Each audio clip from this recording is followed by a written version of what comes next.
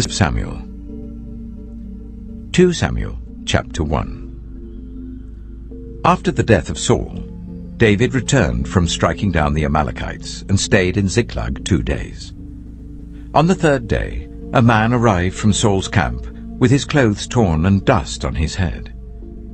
When he came to David, he fell to the ground to pay him honor. "Where have you come from?" David asked him.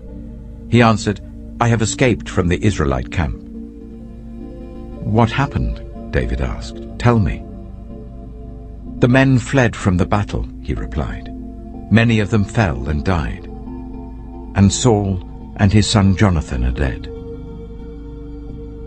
Then David said to the young man who brought him the report, "How do you know that Saul and his son Jonathan are dead?" "I happened to be on Mount Gilboa," the young man said, "and there was Saul leaning on his spear with the chariots and their drivers in hot pursuit. When he turned round and saw me, he called out to me, and I said, 'What can I do?' He asked me, 'Who are you?' 'An Amalekite,' I answered. Then he said to me, 'Stand here by me and kill me. I'm in the throes of death, but I'm still alive.' So I stood beside him and killed him, because I knew that after he had fallen he could not survive. And I took the crown that was on his head and the band on his arm, and have brought them here to my lord." Then David and all the men with him took hold of their clothes and tore them. They mourned and wept and fasted till evening for Saul and his son Jonathan, and for the army of the Lord and for the nation of Israel, because they had fallen by the sword. David said to the young man who brought him the report, "Where are you from?" "I am the son of a foreigner, an Amalekite," he answered. David asked him, "Why weren't you afraid to lift your hand to destroy the Lord's anointed?" Then David called one of his men and said, "Go, strike him down." So he struck him down, and he died. For David had said to him, "Your blood be on your own head. Your own mouth testified against you when you said, 'I killed the Lord's anointed.'" David took up this lament concerning Saul and his son Jonathan, and he ordered that the people of Judah be taught this lament of the bow. It is written in the book of Jasher. "A gazelle lies slain on your heights, Israel. How the mighty have fallen. Tell it not in Gath. Proclaim it not in the streets of Ashkelon, lest the daughters of the Philistines be glad, lest the daughters of the uncircumcised rejoice. Mountains of Gilboa, may you have neither dew nor rain. May no showers fall on your terraced fields. For there the shield of the mighty was despised, the shield of Saul, no longer rubbed with oil. From the blood of the slain, from the flesh of the mighty, the bow of Jonathan did not turn back. The sword of Saul did not return unsatisfied. Saul and Jonathan, in life they were loved and admired, and in death they were not parted. They were swifter than eagles, they were stronger than lions. Daughters of Israel, weep for Saul, who clothed you in scarlet and finery, who adorned your garments with ornaments of gold. How the mighty have fallen in battle. Jonathan lies slain on your heights. I grieve for you, Jonathan, my brother. You were very dear to me. Your love for me was wonderful, more wonderful than that of women. How the mighty have fallen. The weapons of war have perished." 2 Samuel chapter 2. In the course of time, David inquired of the Lord. "Shall I go up to one of the towns of Judah?" he asked. The Lord said, "Go up." David asked, "Where shall I go?" "To Hebron," the Lord answered. So David went up there with his 2 wives, Ahinoam of Jezreel and Abigail, the widow of Nabal of Carmel. David also took the men who were with him, each with his family, and they settled in Hebron and its towns. Then the men of Judah came to Hebron, and there they anointed David king over the tribe of Judah. When David was told that it was the men from Jabesh-Gilead who had buried Saul, he sent messengers to them to say to them, "The Lord bless you for showing this kindness to Saul your master by burying him. May the Lord now show you kindness and faithfulness, and I too will show you the same favor because you have done this. Now then, be strong and brave, for Saul your master is dead, and the people of Judah have anointed me king over them." Meanwhile, Abner, son of Ner, the commander of Saul's army, had taken Ishbosheth, son of Saul, and brought him over to Mahanaim. He made him king over Gilead, Ashuri, and Jezreel, and also over Ephraim, Benjamin, and all Israel. Ishbosheth, son of Saul, was 40 years old when he became king over Israel, and he reigned 2 years. The tribe of Judah, however, remained loyal to David. The length of time David was king in Hebron over Judah was 7 years and 6 months. Abner, son of Ner, together with the men of Ishbosheth, son of Saul, left Mahanaim and went to Gibeon. Joab, son of Zeruiah, and David's men went out and met them at the pool of Gibeon. One group sat down on one side of the pool, and one group on the other side. Then Abner said to Joab, "Let's have some of the young men get up and fight hand to hand in front of us." "All right, let them do it," Joab said.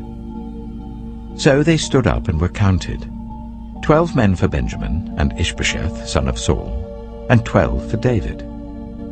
Then each man grabbed his opponent by the head and thrust his dagger into his opponent's side, and they fell down together.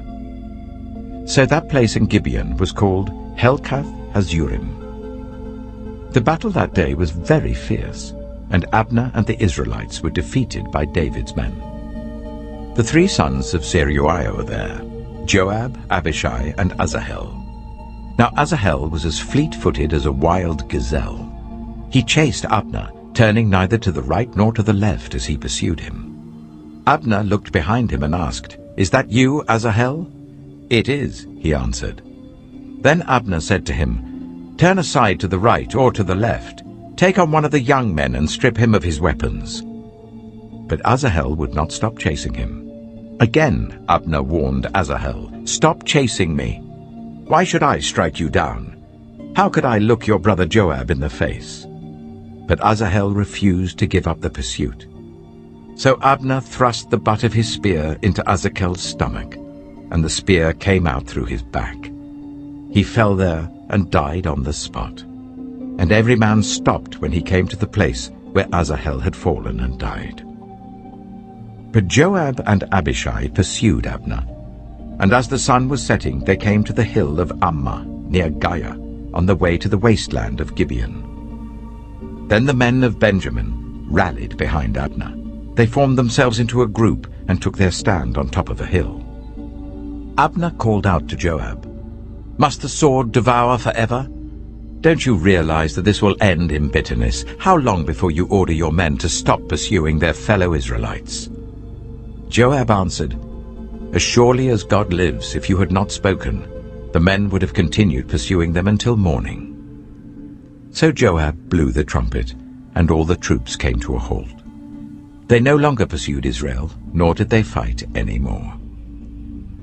All that night Abner and his men marched through the Arabah. They crossed the Jordan, continued through the morning hours, and came to Mahanaim. Then Joab stopped pursuing Abner and assembled the whole army. Besides Asahel, 19 of David's men were found missing. But David's men had killed 360 Benjaminites who were with Abner. They took Asahel and buried him in his father's tomb at Bethlehem. Then Joab and his men marched all night and arrived at Hebron by daybreak. 2 Samuel chapter 3. The war between the house of Saul and the house of David lasted a long time. David grew stronger and stronger, while the house of Saul grew weaker and weaker. Sons were born to David in Hebron. His firstborn was Amnon, the son of Ahinoam of Jezreel. His second, Chileab, the son of Abigail, the widow of Nabal of Carmel. The third, Absalom, the son of Maacah, daughter of Talmai, king of Geshur. The fourth, Adonijah, the son of Haggith. The fifth, Shephatiah, the son of Abital. And the sixth, Ithream, the son of David's wife Eglah. These were born to David in Hebron. During the war between the house of Saul and the house of David, Abner had been strengthening his own position in the house of Saul. Now Saul had had a concubine named Rizpah, daughter of Aiah, and Ishbosheth said to Abner, "Why did you sleep with my father's concubine?" Abner was very angry because of what Ishbosheth had said. So he answered, "Am I a dog's head on Judah's side? This very day I am loyal to the house of your father Saul and to his family and friends. I haven't handed you over to David. Yet now you accuse me of an offense involving this woman. May God deal with Abner, be it ever so severely, if I do not do for David what the Lord promised him on oath, and transfer the kingdom from the house of Saul, and establish David's throne over Israel and Judah, from Dan to Beersheba." Ishbosheth did not dare to say another word to Abner, because he was afraid of him. Then Abner sent messengers on his behalf to say to David, "Whose land is it? Make an agreement with me, and I will help you bring all Israel over to you." "Good," said David, "I will make an agreement with you. But I demand one thing of you. Do not come into my presence unless you bring Michal, daughter of Saul, when you come to see me." Then David sent messengers to Ishbosheth, son of Saul, demanding, "Give me my wife Michal, whom I betrothed to myself for the price of 100 Philistine foreskins." So Ishbosheth gave orders and had her taken away from her husband Paltiel, son of Laish. Her husband, however, went with her, weeping behind her all the way to Bahurim. Then Abner said to him, "Go back home." So he went back. Abner conferred with the elders of Israel and said, "For some time you have wanted to make David your king. Now do it. For the Lord promised David, 'By my servant David I will rescue my people Israel from the hand of the Philistines and from the hand of all their enemies.'" Abner also spoke to the Benjaminites in person. Then he went to Hebron to tell David everything that Israel and the whole tribe of Benjamin wanted to do. When Abner, who had 20 men with him, came to David at Hebron, David prepared a feast for him and his men. Then Abner said to David, "Let me go at once and assemble all Israel for my lord the king, so that they may make a covenant with you, and that you may rule over all that your heart desires." So David sent Abner away, and he went in peace. Just then, David's men and Joab returned from a raid and brought with them a great deal of plunder. But Abner was no longer with David in Hebron, because David had sent him away, and he had gone in peace. When Joab and all the soldiers with him arrived, he was told that Abner, son of Ner, had come to the king, and that the king had sent him away, and that he had gone in peace. So Joab went to the king and said, "What have you done? Look, Abner came to you. Why did you let him go? Now he is gone. You know Abner, son of Ner. He came to deceive you and observe your movements and find out everything you're doing." Joab then left David and sent messengers after Abner, and they brought him back from the cistern at Sirah. But David did not know it. Now when Abner returned to Hebron, Joab took him aside into an inner chamber, as if to speak with him privately. And there, to avenge the blood of his brother Asahel, Joab stabbed him in the stomach, and he died. Later, when David heard about this, he said, "I and my kingdom are forever innocent before the Lord concerning the blood of Abner, son of Ner. May his blood fall on the head of Joab and on his whole family. May Joab's family never be without someone who has a running sore or leprosy, or who leans on a crutch, or who falls by the sword, or who lacks food." Joab and his brother Abishai murdered Abner because he had killed their brother Asahel in the battle of Gibeon. Then David said to Joab and all the people with him, "Tear your clothes, and put on sackcloth and walk in mourning in front of Abner. King David himself walked behind the bier. They buried Abner in Hebron, and the king wept aloud at Abner's tomb. All the people wept also. The king sang this lament for Abner. Should Abner have died as the lawless die? Your hands were not bound, your feet were not fettered. You fell as one falls before the wicked. And all the people wept over him again. Then they all came and urged David to eat something while it was still day. But David took an oath, saying, May God deal with me, be it ever so severely, if I taste bread or anything else before the sun sets. All the people took note and were pleased. Indeed, everything the king did pleased them. So on that day all the people there and all Israel knew that the king had no part in the murder of Abner, son of Ner. Then the king said to his men, Do you not realize that a commander and a great man has fallen in Israel this day? And today, though I am the anointed king, I am weak, and these sons of Zeruiah are too strong for me. May the Lord repay the evildoer according to his evil deeds. 2 Samuel chapter 4. When Ishbosheth, son of Saul, heard that Abner had died in Hebron, he lost courage, and all Israel became alarmed. Now Saul's son had 2 men who were leaders of raiding bands. One was named Baanah, and the other Rechab. They were sons of Rimmon the Beerothite, from the tribe of Benjamin. Beeroth is considered part of Benjamin because the people of Beeroth fled to Gittaim and have resided there as foreigners to this day. Jonathan, son of Saul, had a son who was lame in both feet. He was 5 years old when the news about Saul and Jonathan came from Jezreel. His nurse picked him up and fled, but as she hurried to leave, he fell and became disabled. His name was Mephibosheth. Now Rechab and Baanah, the sons of Rimmon the Beerothite, set out for the house of Ishbosheth. And they arrived there in the heat of the day while he was taking his noonday rest. They went into the inner part of the house as if to get some wheat, and they stabbed him in the stomach. Then Rechab and his brother Baanah slipped away. They had gone into the house while he was lying on the bed in his bedroom. After they stabbed and killed him, they cut off his head. Taking it with them, they traveled all night by way of the Arabah. They brought the head of Ishbosheth to David at Hebron and said to the king, Here is the head of Ishbosheth, son of Saul, your enemy, who tried to kill you. This day the Lord has avenged my lord the king against Saul and his offspring. David answered Rechab and his brother Baanah, the sons of Rimmon the Beerothite, As surely as the Lord lives, who has delivered me out of every trouble, when someone told me, Saul is dead, and thought he was bringing good news, I seized him and put him to death in Ziklag. That was the reward I gave him for his news.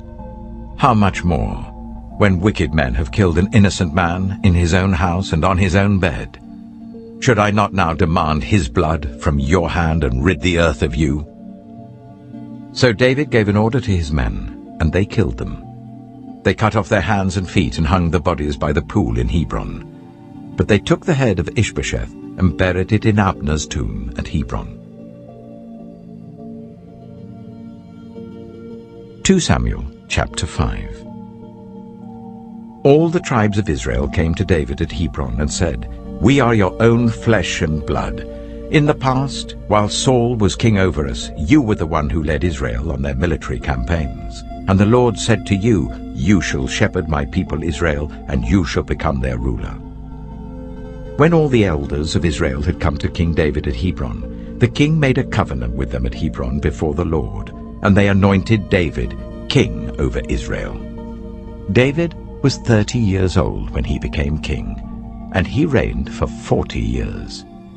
In Hebron he reigned over Judah for 7 years and 6 months, and in Jerusalem he reigned over all Israel and Judah for 33 years. The king and his men marched to Jerusalem to attack the Jebusites who lived there. The Jebusites said to David, You will not get in here. Even the blind and the lame can ward you off." They thought, "David cannot get in here." Nevertheless, David captured the fortress of Zion, which is the city of David. On that day, David had said, "Anyone who conquers the Jebusites will have to use the water shaft to reach those lame and blind, who are David's enemies. That is why they say, 'The blind and lame will not enter the palace.'" David then took up residence in the fortress and called it the City of David. He built up the area around it from the terraces inwards, and he became more and more powerful because the Lord God Almighty was with him. Now Hiram, king of Tyre, sent envoys to David, along with cedar logs and carpenters and stonemasons, and they built a palace for David. Then David knew that the Lord had established him as king over Israel, and had exalted his kingdom for the sake of his people Israel.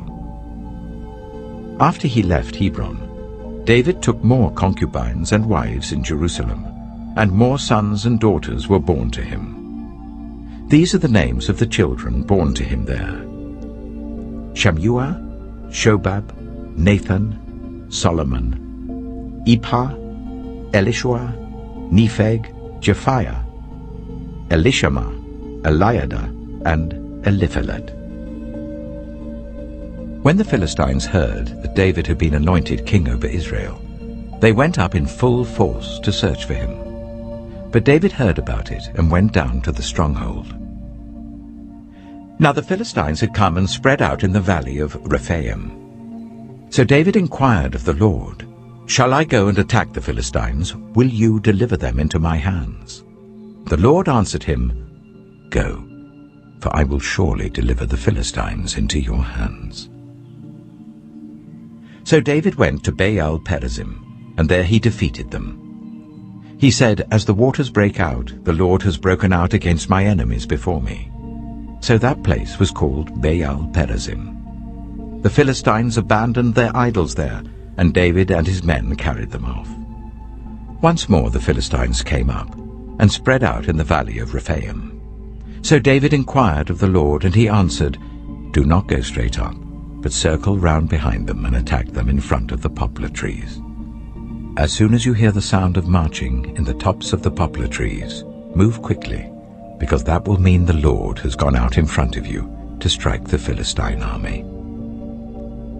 So David did as the Lord commanded him, and he struck down the Philistines all the way from Gibeon to Gezer. 2 Samuel chapter 6. David again brought together all the able young men of Israel, 30,000.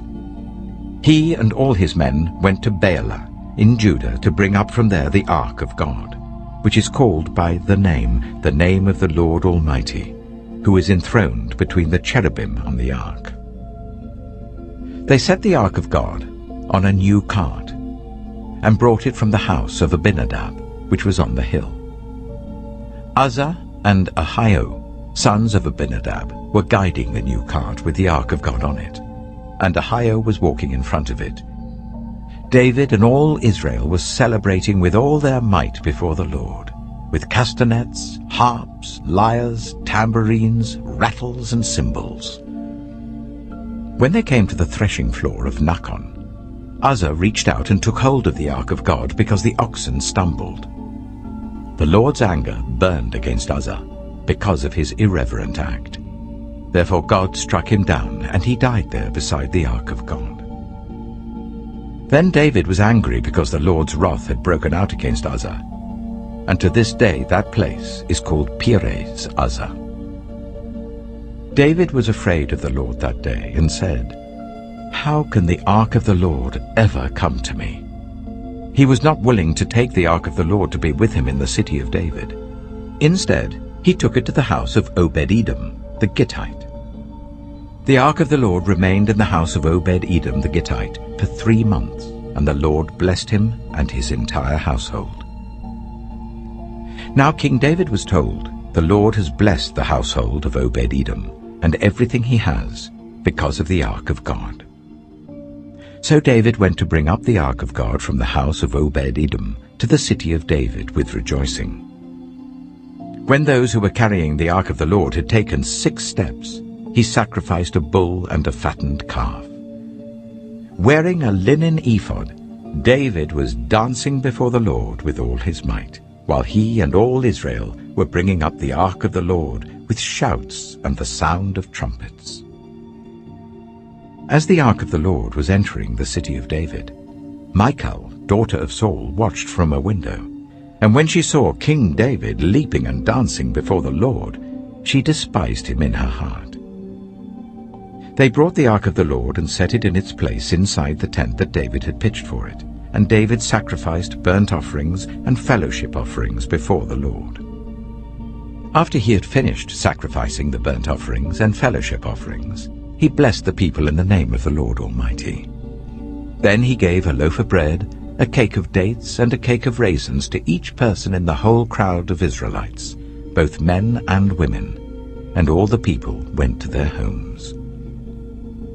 When David returned home to bless his household, Michal, daughter of Saul, came out to meet him and said, "How the king of Israel has distinguished himself today, going around half naked in full view of the slave girls of his servants, as any vulgar fellow would." David said to Michal, "It was before the Lord, who chose me rather than your father or anyone from his house when he appointed me ruler over the Lord's people Israel. I will celebrate before the Lord. I will become even more undignified than this. I will be humiliated in my own eyes. But by these slave girls you spoke of, I will be held in honor." And Michal, daughter of Saul, had no children to the day of her death. 2 Samuel chapter 7. After the king was settled in his palace, and the Lord had given him rest from all his enemies around him, he said to Nathan the prophet, "Here I am, living in a house of cedar, while the ark of God remains in a tent." Nathan replied to the king, "Whatever you have in mind, go ahead and do it, for the Lord is with you." But that night the word of the Lord came to Nathan, saying, "Go and tell my servant David, this is what the Lord says. Are you the one to build me a house to dwell in? I have not dwelt in a house from the day I brought the Israelites up out of Egypt to this day. I have been moving from place to place with a tent as my dwelling. Wherever I have moved with all the Israelites, did I ever say to any of their rulers, whom I commanded to shepherd my people Israel, 'Why have you not built me a house of cedar?' Now then, tell my servant David, this is what the Lord Almighty says. I took you from the pasture, from tending the flock, and appointed you ruler over my people Israel. I have been with you wherever you have gone, and I have cut off all your enemies from before you.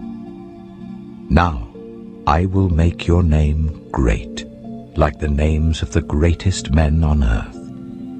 And I will provide a place for my people Israel, and will plant them so that they can have a home of their own and no longer be disturbed. Wicked people shall not oppress them any more, as they did at the beginning, and have done ever since the time I appointed leaders over my people Israel. I will also give you rest from all your enemies. The Lord declares to you that the Lord himself will establish a house for you. When your days are over and you rest with your ancestors, I will raise up your offspring to succeed you, your own flesh and blood, and I will establish his kingdom. He is the one who will build a house for my name, and I will establish the throne of his kingdom forever. I will be his father, and he shall be my son. When he does wrong, I will punish him with a rod wielded by men, with floggings inflicted by human hands. But my love will never be taken away from him, as I took it away from Saul, whom I removed from before you. Your house and your kingdom shall endure forever before me. Your throne shall be established forever." Nathan reported to David all the words of this entire revelation. Then King David went in and sat before the Lord, and he said, "Who am I, sovereign Lord? And what is my family, that you have brought me this far? And as if this were not enough in your sight, sovereign Lord, you have also spoken about the future of the house of your servant, and this decree, sovereign Lord, is for a mere human. What more can David say to you? For you know your servant, sovereign Lord. For the sake of your word and according to your will, you have done this great thing and made it known to your servant. How great you are, sovereign Lord! There is no one like you, and there is no God but you, as we have heard with our own ears. And who is like your people Israel, the one nation on earth that God went out to redeem as a people for himself, and to make a name for himself, and to perform great and awesome wonders by driving out nations and their gods from before your people, whom you redeemed from Egypt? You have established your people Israel as your very own forever, and you, Lord, have become their God. And now, Lord God, keep forever the promise you have made concerning your servant and his house. Do as you promised, so that your name will be great forever.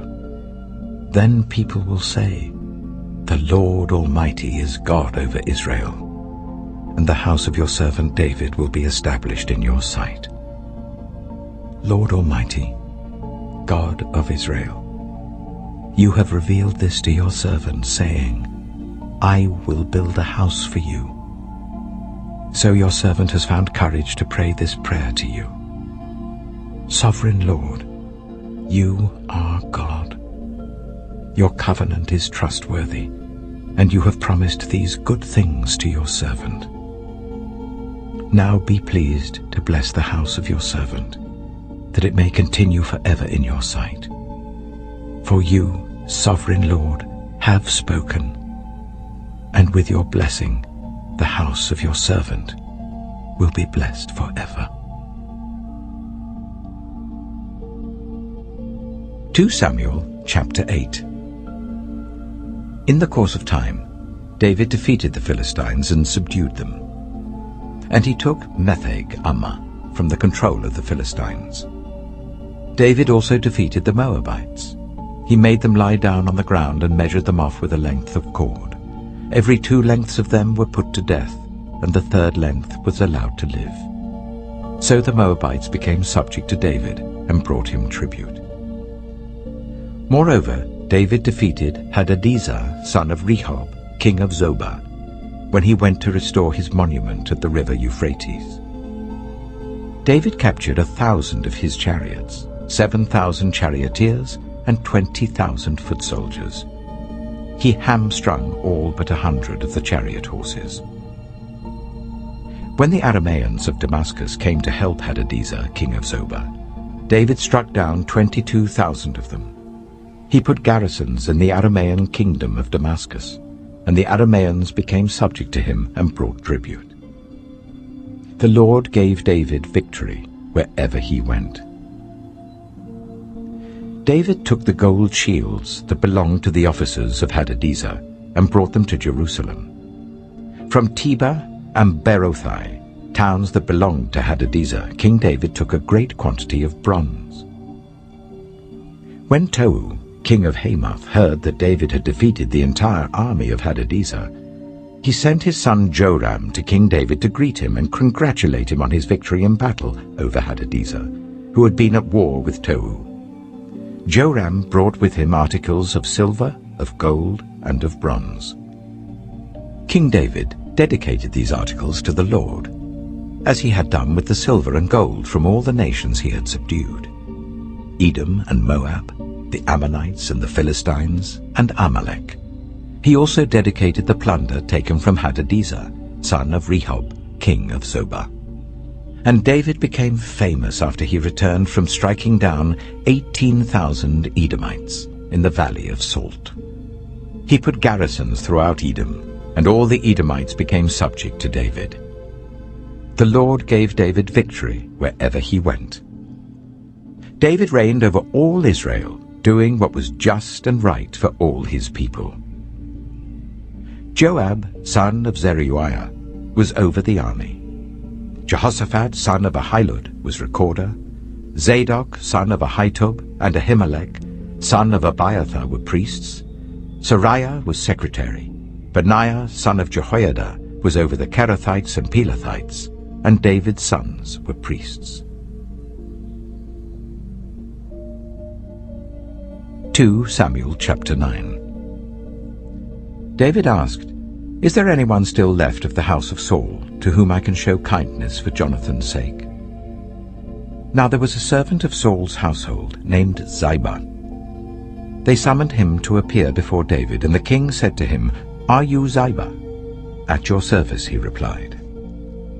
The king asked, "Is there no one still alive from the house of Saul, to whom I can show God's kindness?" Ziba answered the king, "There is still a son of Jonathan. He is lame in both feet." "Where is he?" the king asked. Ziba answered, "He is at the house of Machir, son of Amiel, in Lo-Debar." So King David had him brought from Lo-Debar, from the house of Machir, son of Amiel. When Mephibosheth, son of Jonathan, the son of Saul, came to David, he bowed down to pay him honor. David said, "Mephibosheth." "At your service," he replied. "Don't be afraid," David said to him, "for I will surely show you kindness for the sake of your father Jonathan. I will restore to you all the land that belonged to your grandfather Saul, and you will always eat at my table." Mephibosheth bowed down and said, "What is your servant, that you should notice a dead dog like me?" Then the king summoned Ziba, Saul's steward, and said to him, "I have given your master's grandson everything that belonged to Saul and his family. You and your sons and your servants are to farm the land for him and bring in the crops, so that your master's grandson may be provided for. And Mephibosheth, grandson of your master, will always eat at my table." Now Ziba had 15 sons and 20 servants. Then Ziba said to the king, "Your servant will do whatever my lord the king commands his servant to do." So Mephibosheth ate at David's table like one of the king's sons.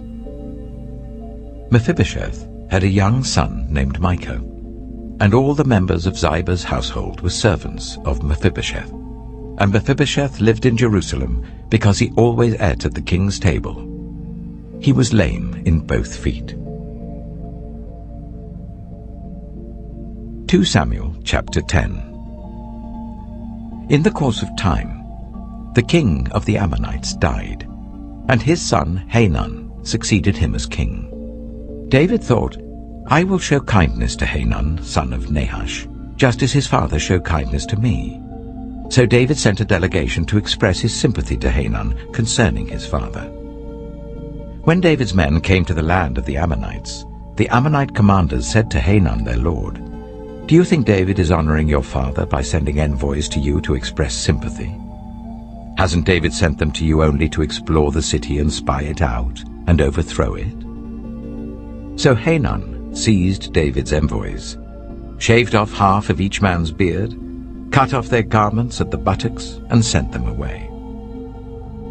When David was told about this, he sent messengers to meet the men, for they were greatly humiliated.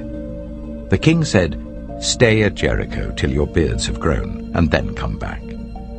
When the Ammonites realized that they had become obnoxious to David, they hired 20,000 Aramean foot soldiers from Beth-rehob and Zobah, as well as the king of Maacah with 1,000 men, and also 12,000 men from Tob.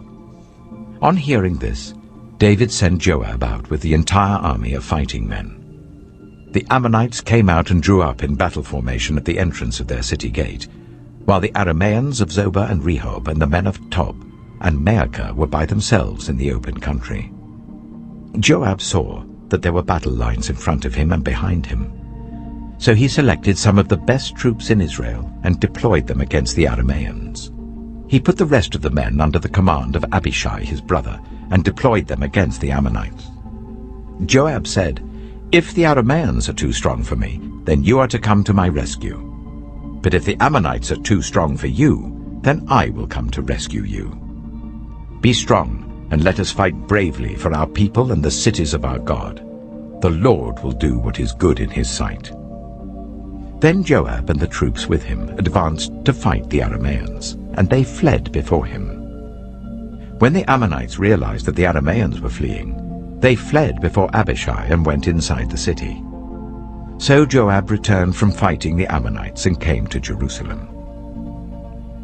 After the Arameans saw that they had been routed by Israel, they regrouped. Hadadezer had Arameans brought from beyond the river Euphrates. They went to Helam, with Shobach, the commander of Hadadezer's army, leading them. When David was told of this, he gathered all Israel, crossed the Jordan, and went to Helam. The Arameans formed their battle lines to meet David and fought against him. But they fled before Israel, and David killed 700 of their charioteers and 40,000 of their foot soldiers. He also struck down Shobach, the commander of their army, and he died there. When all the kings who were vassals of Hadadezer saw that they had been routed by Israel, they made peace with the Israelites and became subject to them. So the Arameans were afraid to help the Ammonites anymore. 2 Samuel chapter 11. In the spring, at the time when kings go off to war, David sent Joab out with the king's men and the whole Israelite army.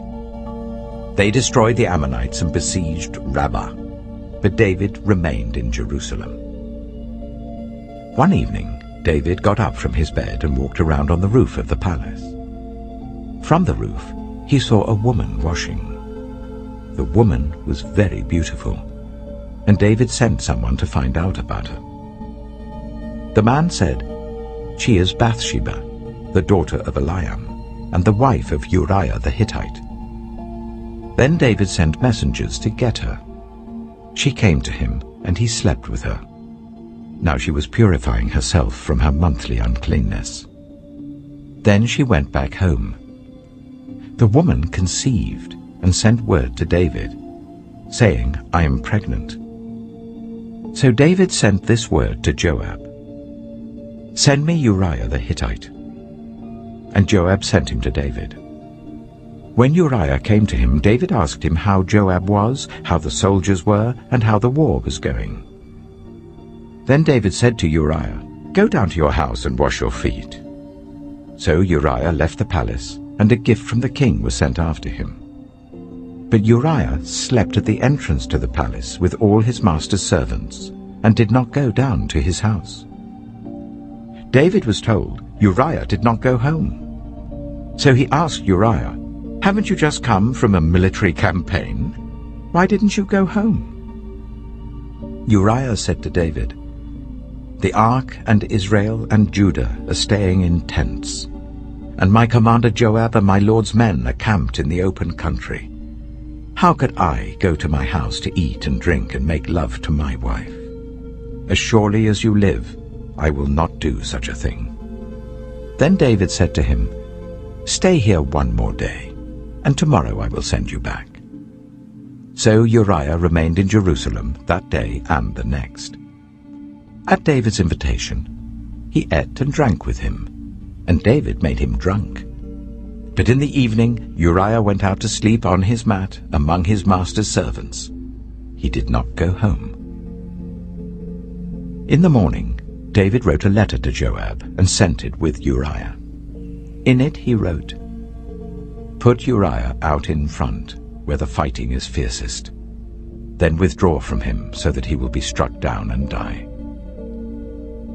So while Joab had the city under siege, he put Uriah at a place where he knew the strongest defenders were. When the men of the city came out and fought against Joab, some of the men in David's army fell. Moreover, Uriah the Hittite died. Joab sent David a full account of the battle. He instructed the messenger, "When you have finished giving the king this account of the battle, the king's anger may flare up, and he may ask you, 'Why did you get so close to the city to fight?' Didn't you know they would shoot arrows from the wall? Who killed Abimelech, son of Jerubesheth? Didn't a woman drop an upper millstone on him from the wall so that he died in Thebez? Why did you get so close to the wall? If he asks you this, then say to him, Moreover, your servant Uriah the Hittite is dead. The messenger set out, and when he arrived he told David everything Joab had sent him to say. The messenger said to David, The men overpowered us and came out against us in the open, but we drove them back to the entrance of the city gate. Then the archers shot arrows at your servants from the wall, and some of the king's men died. Moreover, your servant Uriah the Hittite is dead. David told the messenger, Say this to Joab, Don't let this upset you. The sword devours one as well as another. Press the attack against the city and destroy it. Say this to encourage Joab. When Uriah's wife heard that her husband was dead, she mourned for him. After the time of mourning was over, David had her brought to his house, and she became his wife and bore him a son. But the thing David had done displeased the Lord. 2 Samuel chapter 12. The Lord sent Nathan to David.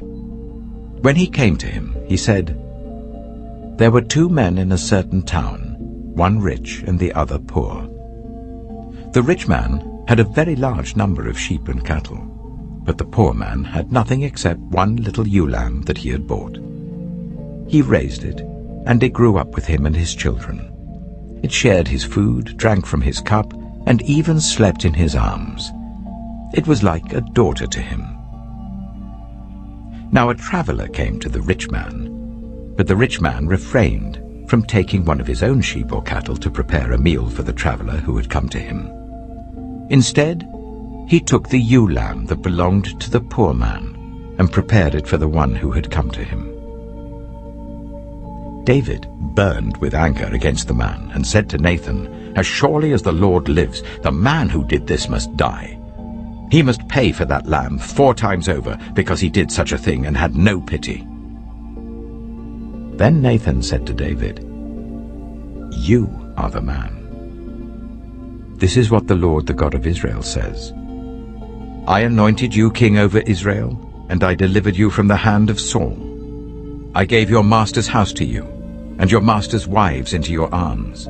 I gave you all Israel and Judah. And if all this had been too little, I would have given you even more. Why did you despise the word of the Lord by doing what is evil in his eyes?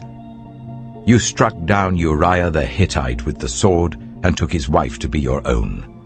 You killed him with the sword of the Ammonites. Now, therefore, the sword shall never depart from your house, because you despised me and took the wife of Uriah the Hittite to be your own. This is what the Lord says. Out of your own household I'm going to bring calamity on you. Before your very eyes I will take your wives and give them to one who is close to you, and he will sleep with your wives in broad daylight. You did it in secret, but I will do this thing in broad daylight before all Israel. Then David said to Nathan, I have sinned against the Lord. Nathan replied, The Lord has taken away your sin. You're not going to die. But because by doing this you have shown utter contempt for the Lord, the son born to you will die. After Nathan had gone home, the Lord struck the child that Uriah's wife had borne to David, and he became ill. David pleaded with God for the child. He fasted and spent the nights lying in sackcloth on the ground. The elders of his household stood beside him to get him up from the ground, but he refused, and he would not eat any food with them. On the 7th day, the child died. David's attendants were afraid to tell him that the child was dead, for they thought, while the child was still living, he wouldn't listen to us when we spoke to him. How can we now tell him the child is dead? He may do something desperate. David noticed that his attendants were whispering among themselves. and he realized that the child was dead. "Is the child dead?" he asked. "Yes," they replied, "he is dead." Then David got up from the ground. After he had washed, put on lotions and changed his clothes, he went into the house of the Lord and worshipped. Then he went to his own house, and at his request they served him food, and he ate.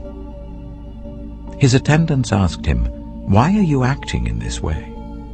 While the child was alive, you fasted and wept, but now that the child is dead, you get up and eat." He answered, "While the child was alive, I fasted and wept. I thought, who knows? The Lord may be gracious to me and let the child live. But now that he is dead, why should I go on fasting? Can I bring him back again? I will go to him, but he will not return to me." Then David comforted his wife Bathsheba, and he went to her and made love to her. She gave birth to a son, and they named him Solomon.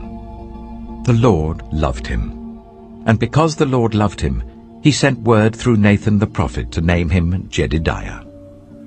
Meanwhile, Joab fought against Rabbah of the Ammonites and captured the royal citadel. Joab then sent messengers to David, saying, "I have fought against Rabbah and taken its water supply. Now muster the rest of the troops and besiege the city and capture it. Otherwise I shall take the city, and it will be named after me." So David mustered the entire army and went to Rabbah, and attacked and captured it. David took the crown from their king's head, and it was placed on his own head. It weighed a talent of gold, and it was set with precious stones. David took a great quantity of plunder from the city, and brought out the people who were there, consigning them to labor with saws and with iron picks and axes, and he made them work at brickmaking. David did this to all the Ammonite towns. Then he and his entire army returned to Jerusalem. 2 Samuel chapter 13. In the course of time, Amnon, son of David, fell in love with Tamar, the beautiful sister of Absalom, son of David. Amnon became so obsessed with his sister Tamar that he made himself ill. She was a virgin, and it seemed impossible for him to do anything to her. Now Amnon had an adviser named Jonadab, son of Shimeah, David's brother. Jonadab was a very shrewd man. He asked Amnon, "Why do you, the king's son, look so haggard morning after morning? Won't you tell me?" Amnon said to him, "I'm in love with Tamar, my brother Absalom's sister." "Go to bed and pretend to be ill," Jonadab said. "When your father comes to see you, say to him, 'I would like my sister Tamar to come and give me something to eat. Let her prepare the food in my sight, so that I may watch her and then eat it from her hand.'" So Amnon lay down and pretended to be ill. When the king came to see him, Amnon said to him, "I would like my sister Tamar to come and make some special bread in my sight, so that I may eat from her hand." David sent word to Tamar at the palace, "Go to the house of your brother Amnon and prepare some food for him."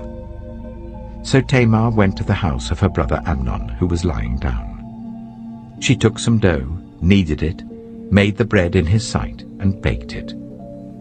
Then she took the pan and served him the bread, but he refused to eat. "Send everyone out of here," Amnon said. So everyone left him. Then Amnon said to Tamar, "Bring the food here into my bedroom, so that I may eat it from your hand." And Tamar took the bread she had prepared and brought it to her brother Amnon in his bedroom. But when she took it to him to eat, he grabbed her and said, "Come to bed with me, my sister." "No, my brother," she said to him, "don't force me. Such a thing should not be done in Israel. Don't do this wicked thing. What about me? Where could I get rid of my disgrace? And what about you? You would be like one of the wicked fools in Israel. Please speak to the king. He will not keep me from being married to you." But he refused to listen to her, and since he was stronger than she, he raped her. Then Amnon hated her with intense hatred. In fact, he hated her more than he had loved her. Amnon said to her, "Get up and get out." "No," she said to him. "Sending me away would be a greater wrong than what you have already done to me." But he refused to listen to her. He called his personal servant and said, "Get this woman out of my sight and bolt the door after her." So his servant put her out and bolted the door after her. She was wearing an ornate robe, for this was the kind of garment the virgin daughters of the king wore. Tamar put ashes on her head and tore the ornate robe she was wearing. She put her hands on her head and went away, weeping aloud as she went. Her brother Absalom said to her, "Has that Amnon, your brother, been with you?" "Be quiet for now, my sister. He is your brother. Don't take this thing to heart." And Tamar lived in her brother Absalom's house, a desolate woman. When King David heard all this, he was furious. And Absalom never said a word to Amnon, either good or bad. He hated Amnon because he had disgraced his sister Tamar. 2 years later, when Absalom's sheep shearers were at Baal Hazor, near the border of Ephraim, he invited all the king's sons to come there. Absalom went to the king and said, "Your servant has had shearers come. Will the king and his attendants please join me?" "No, my son," the king replied. "All of us should not go. We would only be a burden to you." Although Absalom urged him, he still refused to go but gave him his blessing. Then Absalom said, "If not, please let my brother Amnon come with us." The king asked him, "Why should he go with you?" But Absalom urged him. So he sent with him Amnon and the rest of the king's sons. Absalom ordered his men, "Listen, when Amnon is in high spirits from drinking wine, and I say to you, 'Strike Amnon down,' then kill him. Don't be afraid. Haven't I given you this order? Be strong and brave." So Absalom's men did to Amnon what Absalom had ordered. Then all the king's sons got up, mounted their mules, and fled. While they were on their way, the report came to David, "Absalom has struck down all the king's sons. Not one of them is left." The king stood up, tore his clothes, and lay down on the ground, and all his attendants stood by with their clothes torn. But Jonadab, son of Shimeah, David's brother, said, "My lord should not think that they killed all the princes. Only Amnon is dead." This has been Absalom's express intention ever since the day that Amnon raped his sister Tamar. My lord the king should not be concerned about the report that all the king's sons are dead. Only Amnon is dead. Meanwhile, Absalom had fled. Now the man standing watch looked up and saw many people on the road west of him coming down the side of the hill. The watchman went and told the king, "I see men in the direction of Horonaim on the side of the hill."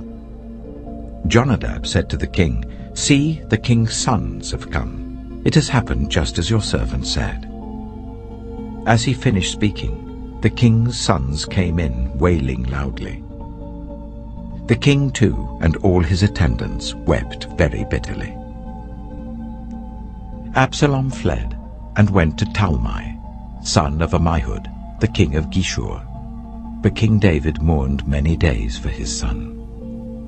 After Absalom fled and went to Geshur, he stayed there for 3 years, and King David longed to go to Absalom, for he was consoled concerning Amnon's death. 2 Samuel chapter 14. Joab, son of Zeruiah, knew that the king's heart longed for Absalom. So Joab sent someone to Tekoa, and had a wise woman brought from there. He said to her, "Pretend you are in mourning. Dress in mourning clothes and don't use any cosmetic lotions. Act like a woman who has spent many days grieving for the dead. Then go to the king and speak these words to him." And Joab put the words in her mouth. When the woman from Tekoa went to the king, she fell with her face to the ground to pay him honor, and she said, "Help me, your majesty." The king asked her, "What is troubling you?" She said, "I am a widow. My husband is dead. I, your servant, had 2 sons. They got into a fight with each other in the field, and no one was there to separate them. One struck the other and killed him. Now the whole clan has risen up against your servant. They say, 'Hand over the one who struck his brother down, so that we may put him to death for the life of his brother whom he killed. Then we will get rid of the heir as well.' They would put out the only burning coal I have left, leaving my husband neither name nor descendant on the face of the earth." The king said to the woman, "Go home, and I will issue an order on your behalf." But the woman from Tekoa said to him, "Let my lord the king pardon me and my family, and let the king and his throne be without guilt." The king replied, "If anyone says anything to you, bring them to me, and they will not bother you again." She said, "Then let the king invoke the Lord his God, to prevent the avenger of blood from adding to this destruction, so that my son shall not be destroyed." "As surely as the Lord lives," he said, "not one hair of your son's head will fall to the ground." Then the woman said, "Let your servant speak a word to my lord the king." "Speak," he replied. The woman said, "Why then have you devised a thing like this against the people of God? When the king says this, does he not convict himself? For the king has not brought back his banished son. Like water spilled on the ground which cannot be recovered, so we must die. But that is not what God desires. Rather he devises ways so that a banished person does not remain banished from him.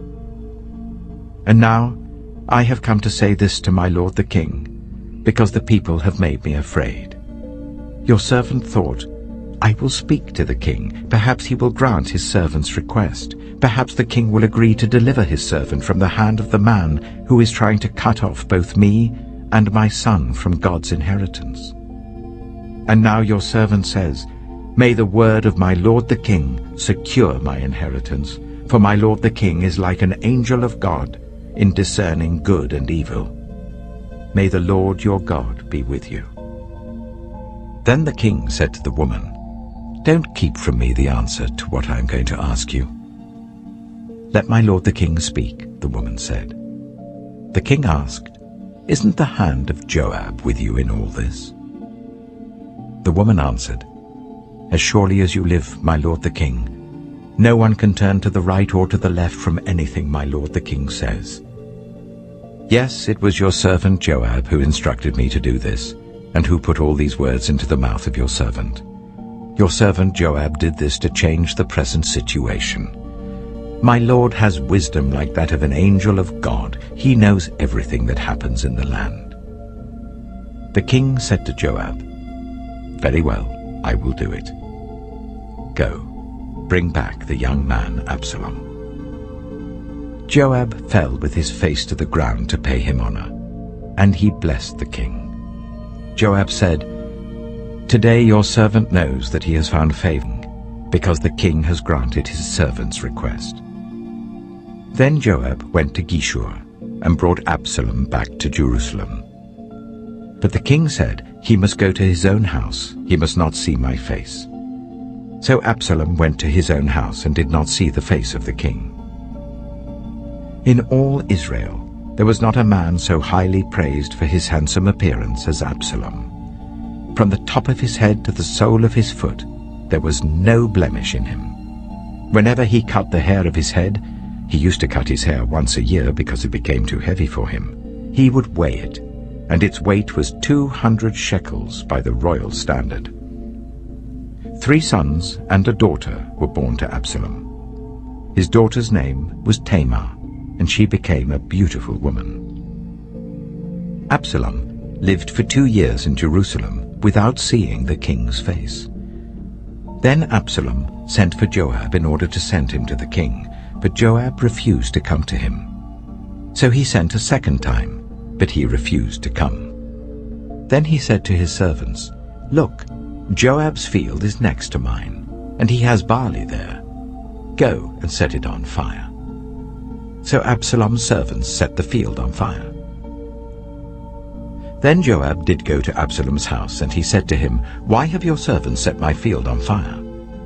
Absalom said to Joab, "Look, I sent word to you and said, 'Come here so that I can send you to the king to ask, why have I come from Geshur?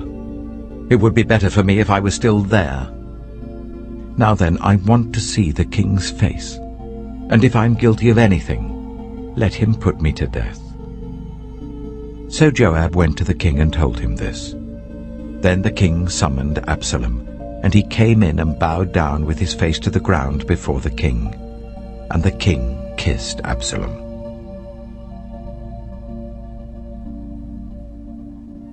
2 Samuel chapter 15.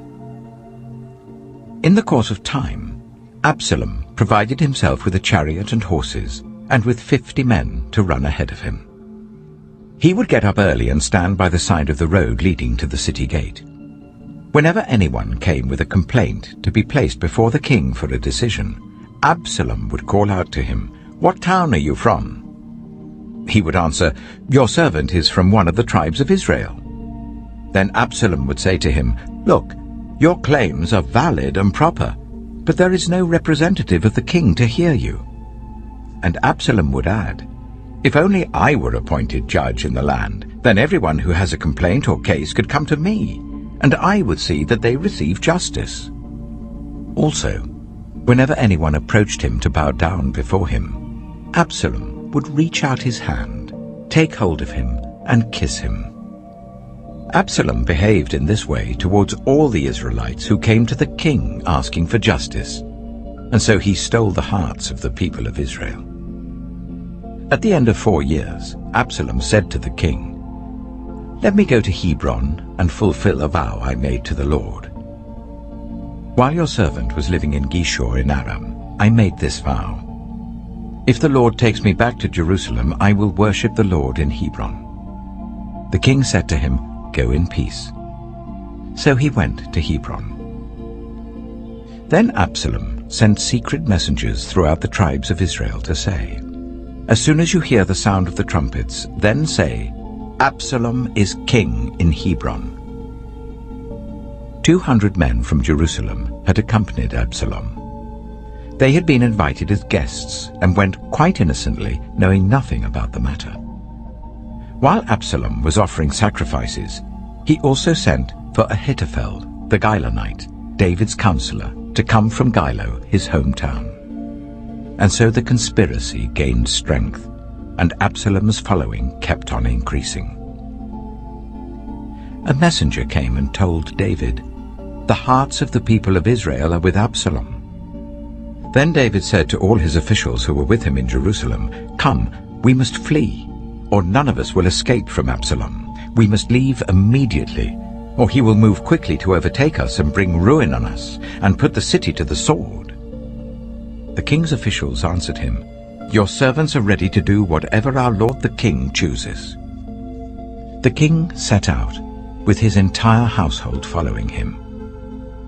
But he left 10 concubines to take care of the palace.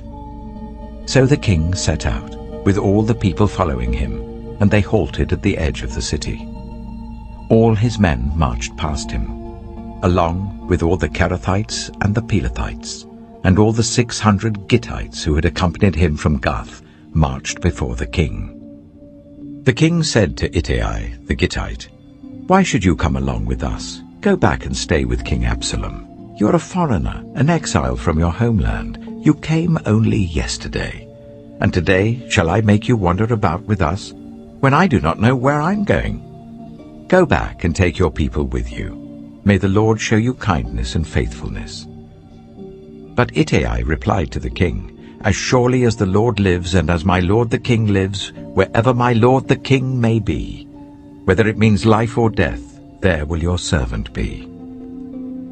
David said to Ittai, "Go ahead, march on." So Ittai the Gittite marched on with all his men and the families that were with him.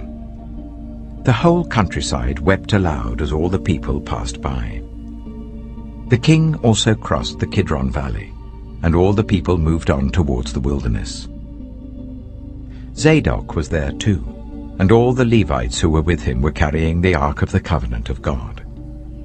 They set down the ark of God, and Abiathar offered sacrifices until all the people had finished leaving the city. Then the king said to Zadok, "Take the ark of God back into the city. If I find favor in the Lord's eyes, he will bring me back and let me see it and his dwelling place again. But if he says, I am not pleased with you, then I am ready. Let him do to me whatever seems good to him." The king also said to Zadok the priest, "Do you understand? Go back to the city with my blessing. Take your son Ahimaaz with you, and also Abiathar's son Jonathan. You and Abiathar return with your 2 sons. I will wait at the fords in the wilderness until word comes from you to inform me." So Zadok and Abiathar took the ark of God back to Jerusalem and stayed there. But David continued up the Mount of Olives, weeping as he went. His head was covered and he was barefoot. All the people with him covered their heads too and were weeping as they went up. Now David had been told Ahithophel is among the conspirators with Absalom. So David prayed, "Lord, turn Ahithophel's counsel into foolishness." When David arrived at the summit, where people used to worship God, Hushai the Archite was there to meet him, his robe torn and dust on his head. David said to him, "If you go with me, you will be a burden to me. But if you return to the city and say to Absalom, 'Your Majesty, I will be your servant. I was your father's servant in the past, but now I will be your servant,' then you can help me by frustrating Ahithophel's advice. Won't the priests Zadok and Abiathar be there with you? Tell them anything you hear in the king's palace." Their 2 sons, Ahimaaz son of Zadok and Jonathan son of Abiathar, are there with them. Send them to me with anything you hear." So Hushai, David's confidant, arrived at Jerusalem as Absalom was entering the city. 2 Samuel chapter 16. When David had gone a short distance beyond the summit, there was Ziba, the steward of Mephibosheth, waiting to meet him.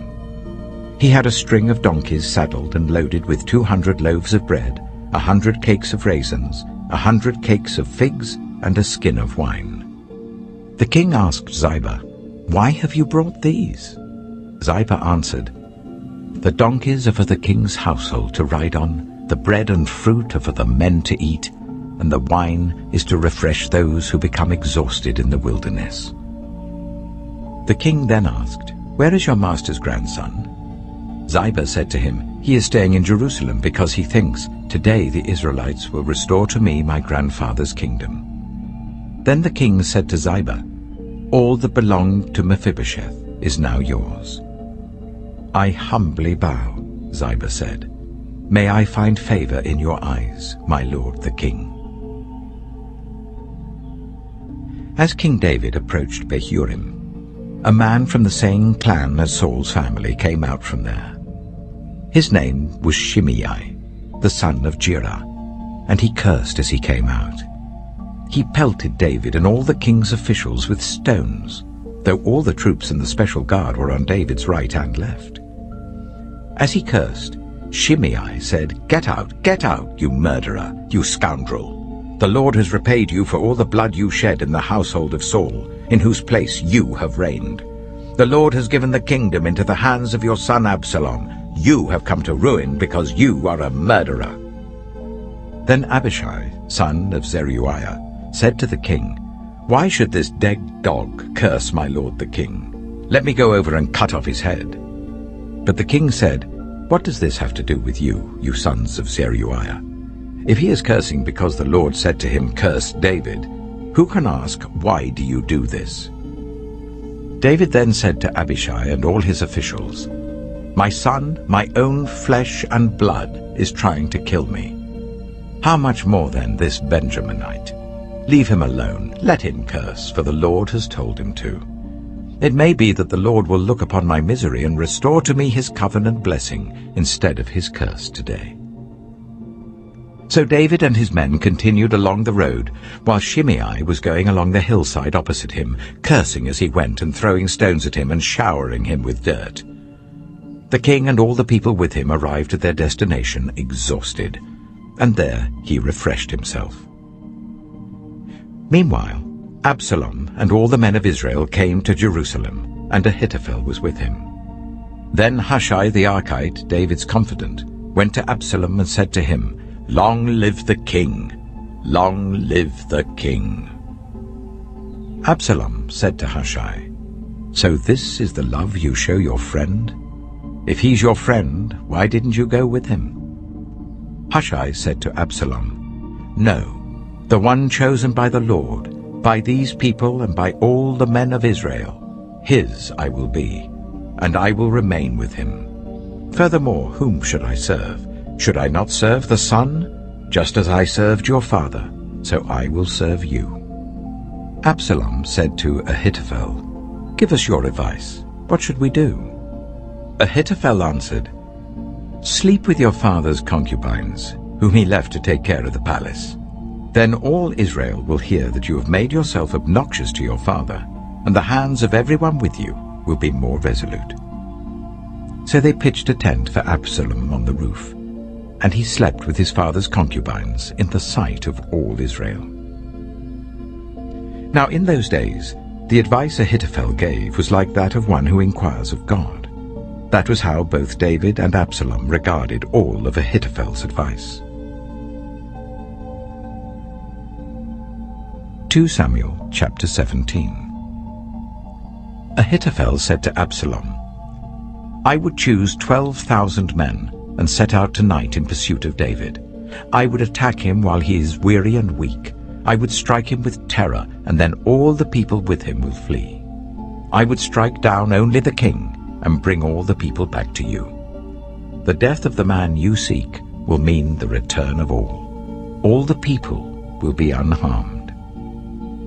This plan seemed good to Absalom and to all the elders of Israel. But Absalom said, "Summon also Hushai the Archite, so that we can hear what he has to say as well." When Hushai came to him, Absalom said, "Ahithophel has given this advice. Should we do what he says? If not, give us your opinion." Hushai replied to Absalom, "The advice Ahithophel has given is not good this time. You know your father and his men. They're fighters, and as fierce as a wild bear robbed of her cubs. Besides, your father is an experienced fighter. He will not spend the night with the troops. Even now he is hidden in a cave or some other place.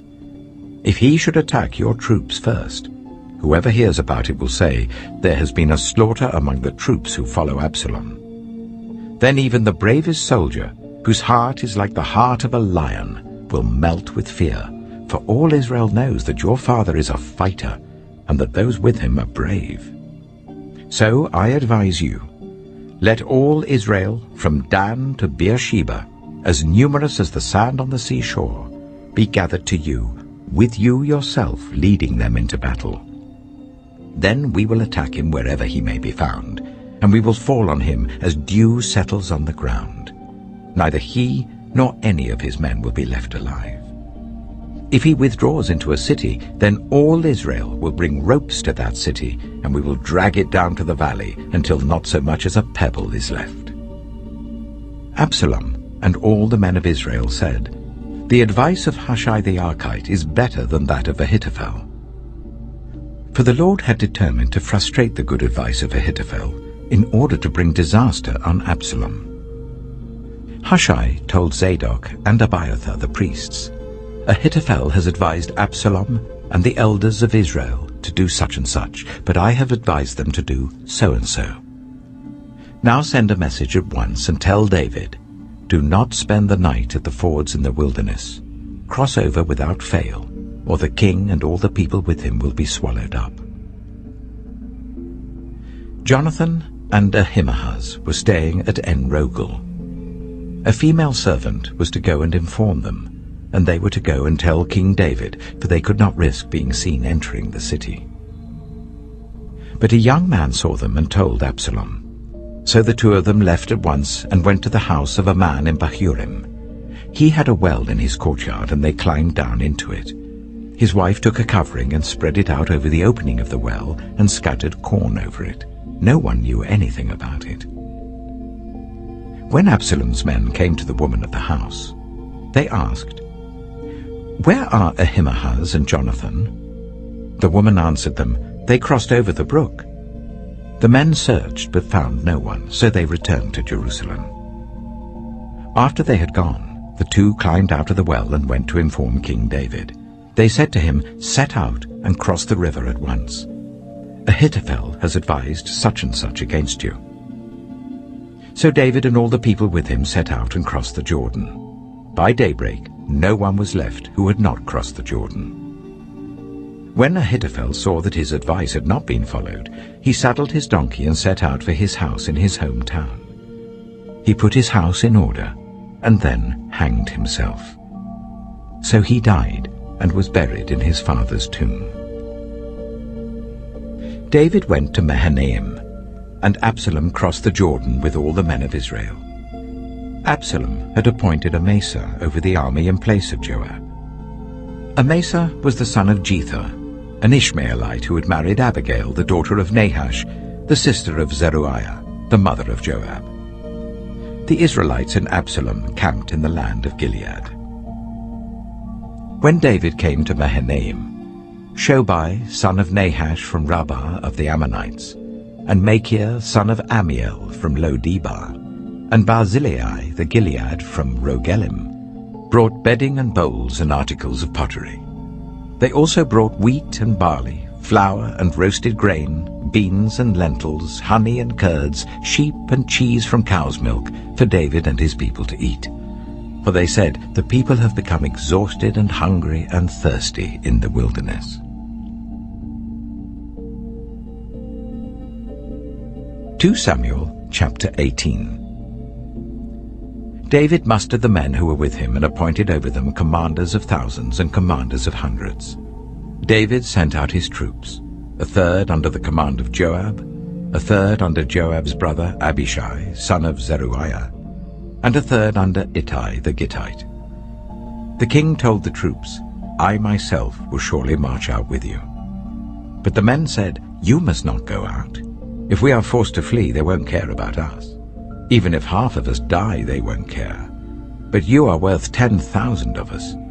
It would be better now for you to give us support from the city." The king answered, "I will do whatever seems best to you." So the king stood beside the gate while all his men marched out in units of hundreds and of thousands. The king commanded Joab, Abishai, and Ittai, "Be gentle with the young man Absalom for my sake." And all the troops heard the king give orders concerning Absalom to each of the commanders. David's army marched out of the city to fight Israel, and the battle took place in the forest of Ephraim. There Israel's troops were routed by David's men, and the casualties that day were great, 20,000 men. The battle spread out over the whole countryside, and the forest swallowed up more men that day than the sword. Now Absalom happened to meet David's men. He was riding his mule, and as the mule went under the thick branches of a large oak, Absalom's hair got caught in the tree. He was left hanging in mid-air while the mule he was riding kept on going. When one of the men saw what had happened, he told Joab, "I have just seen Absalom hanging in an oak tree." Joab said to the man who had told him this, "What? You saw him? Why didn't you strike him to the ground right there? Then I would have had to give you 10 shekels of silver and a warrior's belt." But the man replied, "Even if 1,000 shekels were weighed out into my hands, I would not lay a hand on the king's son. In our hearing, the king commanded you and Abishai and Ittai, protect the young man Absalom for my sake. And if I had put my life in jeopardy, and nothing is hidden from the king, you would have kept your distance from me." Joab said, "I'm not going to wait like this for you."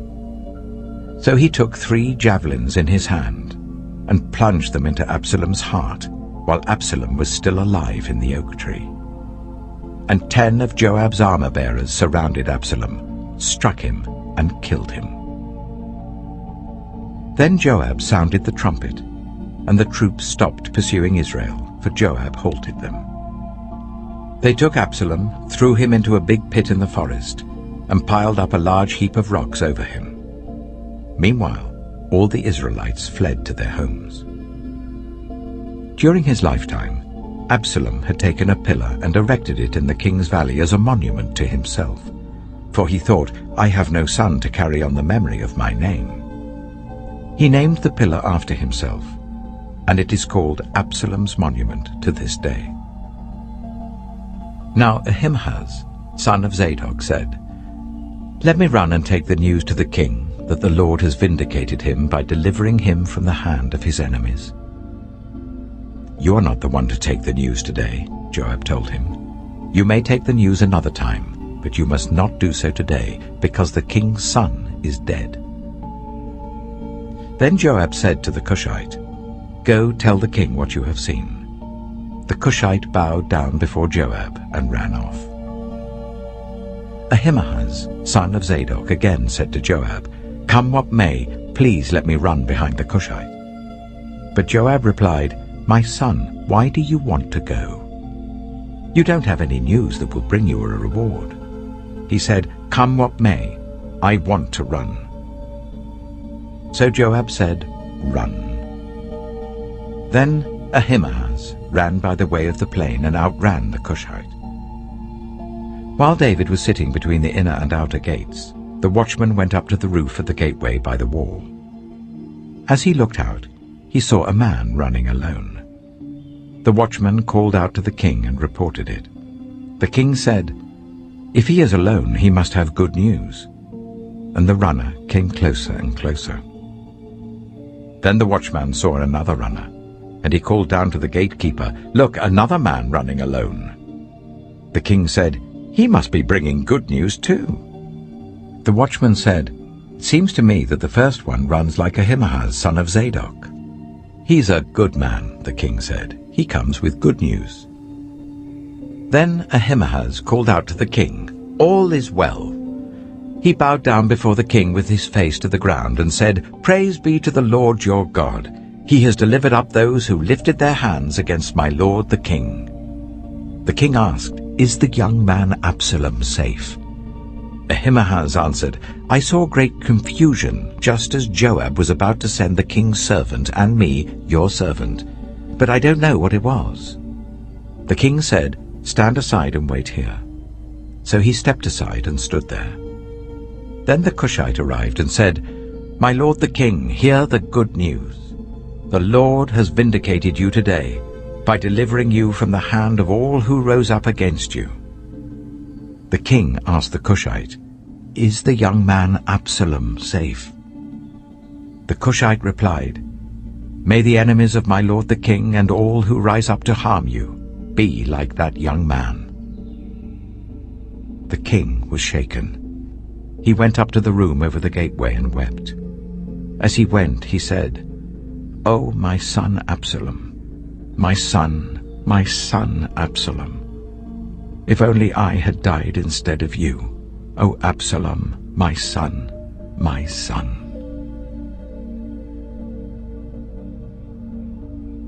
2 Samuel chapter 19.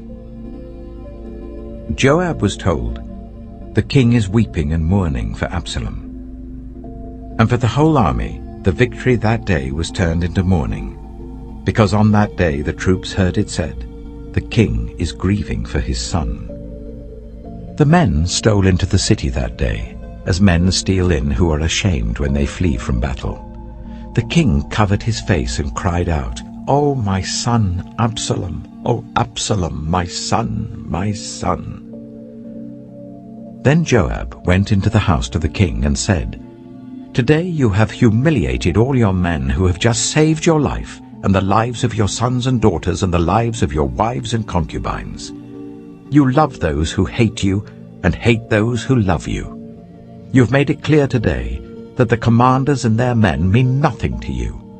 I see that you would be pleased if Absalom were alive today and all of us were dead. Now go out and encourage your men. I swear by the Lord that if you don't go out, not a man will be left with you by nightfall. This will be worse for you than all the calamities that have come on you from your youth till now." So the king got up and took his seat in the gateway. When the men were told, "The king is sitting in the gateway," they all came before him. Meanwhile, the Israelites had fled to their homes.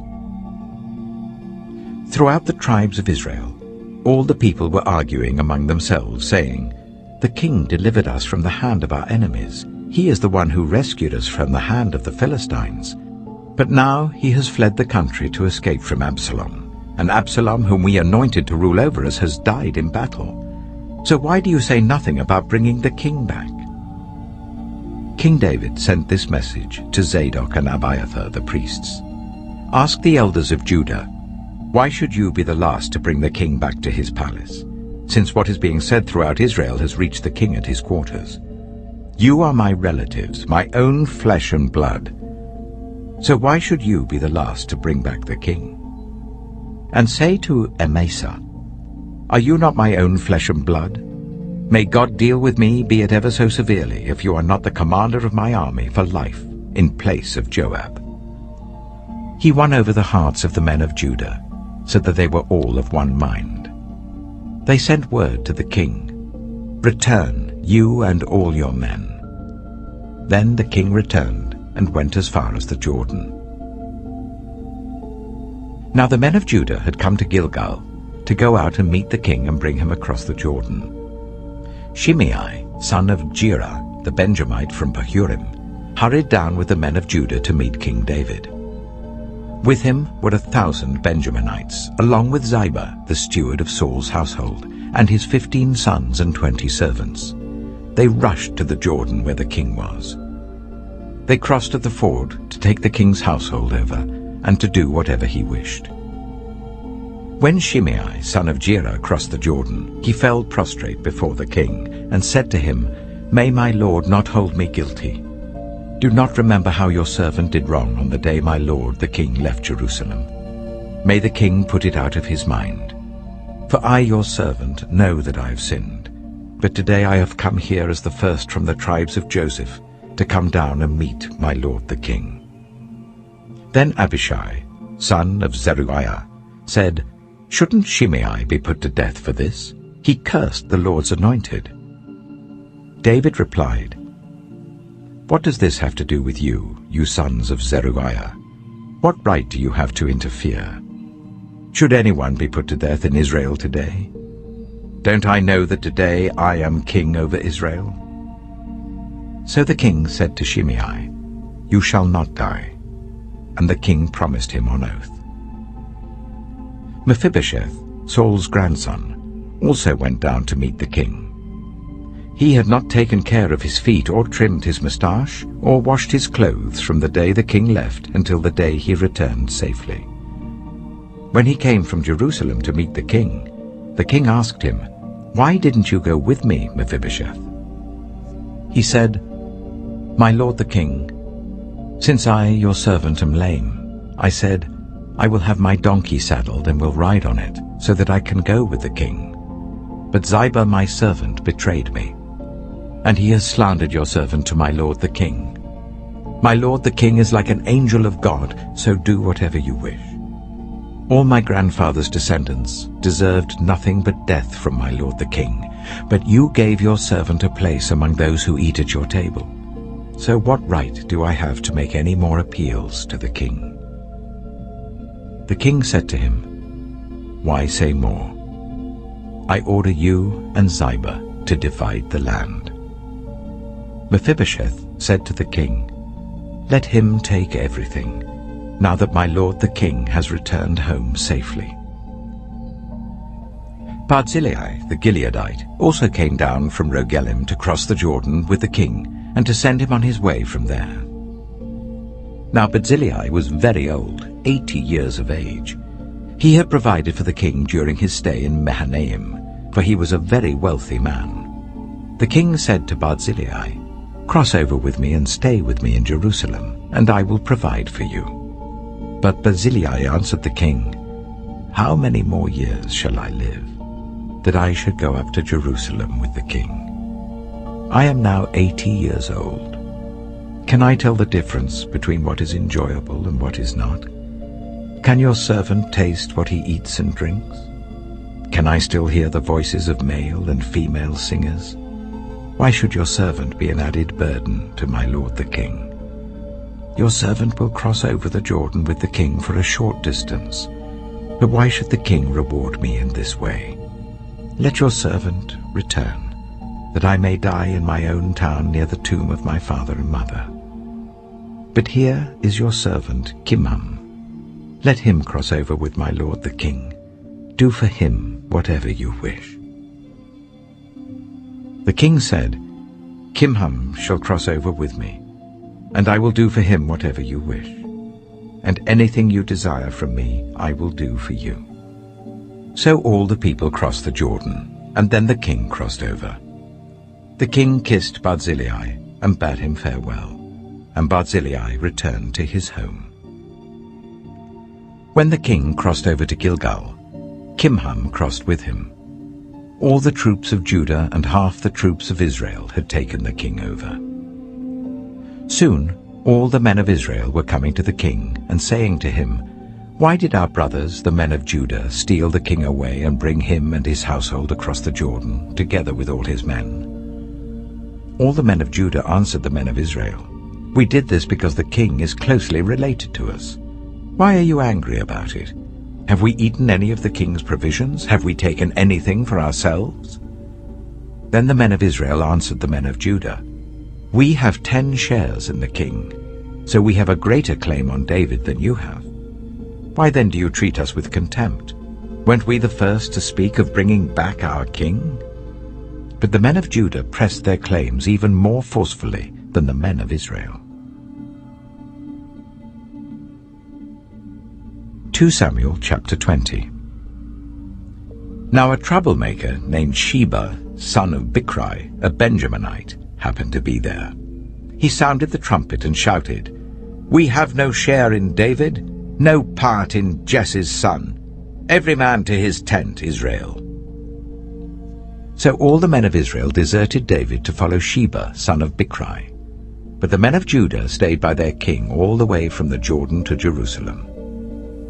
When David returned to his palace in Jerusalem, he took the 10 concubines he had left to take care of the palace and put them in a house under guard. He provided for them but had no sexual relations with them. They were kept in confinement till the day of their death, living as widows. Then the king said to Amasa, Summon the men of Judah to come to me within 3 days and be here yourself.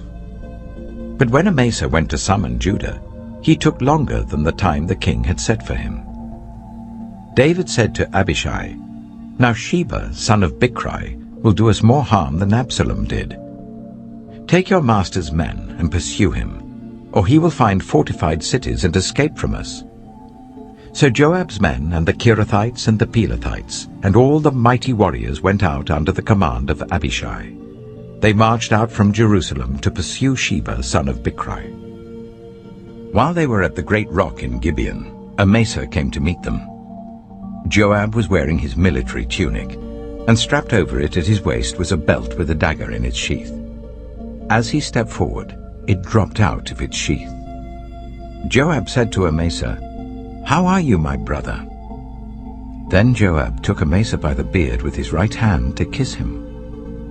Amasa was not on his guard against the dagger in Joab's hand, and Joab plunged it into his belly, and his intestines spilled out onto the ground. Without being stabbed again, Amasa died. Then Joab and his brother Abishai pursued Sheba, son of Bichri. One of Joab's men stood beside Amasa and said, Whoever favors Joab, and whoever is for David, let him follow Joab. Amasa lay wallowing in his blood in the middle of the road, and the man saw that all the troops came to a halt there. When he realized that everyone who came up to Amasa stopped, he dragged him from the road into a field and threw a garment over him. After Amasa had been removed from the road, everyone went on with Joab to pursue Sheba, son of Bichri. Sheba passed through all the tribes of Israel to Abel-Beth-Maachah, and through the entire region of the Bichrites, who gathered together and followed him. All the troops with Joab came and besieged Sheba in Abel-Beth-Maachah. They built a siege ramp up to the city, and it stood against the outer fortifications. While they were battering the wall to bring it down, a wise woman called from the city, "Listen, listen! Tell Joab to come here so that I can speak to him." He went towards her, and she asked, "Are you Joab?" "I am," he answered. She said, "Listen to what your servant has to say." "I'm listening," he said. She continued, "Long ago they used to say, 'Get your answer at Abel,' and that settled it. We are the peaceful and faithful in Israel. You are trying to destroy a city that is a mother in Israel. Why do you want to swallow up the Lord's inheritance?" "Far be it from me," Joab replied. "Far be it from me to swallow up or destroy. That is not the case. A man named Sheba, son of Bichri, from the hill country of Ephraim, has lifted up his hand against the king, against David. Hand over this one man, and I'll withdraw from the city." The woman said to Joab, "His head will be thrown to you from the wall." Then the woman went to all the people with her wise advice, and they cut off the head of Sheba, son of Bichri, and threw it to Joab. So he sounded the trumpet, and his men dispersed from the city, each returning to his home. And Joab went back to the king in Jerusalem. Joab was over Israel's entire army. Benaiah, son of Jehoiada, was over the Kerethites and the Pelethites. Adoniram was in charge of forced labor. Jehoshaphat, son of Ahilud, was recorder. Sheva was secretary. Zadok and Abiathar were priests, and Ira the Jairite was David's priest. 2 Samuel chapter 21. During the reign of David, there was a famine for 3 successive years. So David sought the face of the Lord. The Lord said, "It is on account of Saul and his blood-stained house. It is because he put the Gibeonites to death." The king summoned the Gibeonites and spoke to them. Now the Gibeonites were not a part of Israel, but were survivors of the Amorites. The Israelites had sworn to spare them, but Saul, in his zeal for Israel and Judah, had tried to annihilate them. David asked the Gibeonites, "What shall I do for you? How shall I make atonement so that you will bless the Lord's inheritance?" The Gibeonites answered him, "We have no right to demand silver or gold from Saul or his family, nor do we have the right to put anyone in Israel to death. What do you want me to do for you?" David asked. They answered the king, "As for the man who destroyed us and plotted against us, so that we have been decimated and have no place anywhere in Israel, let 7 of his male descendants be given to us to be killed, and their bodies exposed before the Lord at Gibeah of Saul, the Lord's chosen one." So the king said, "I will give them to you."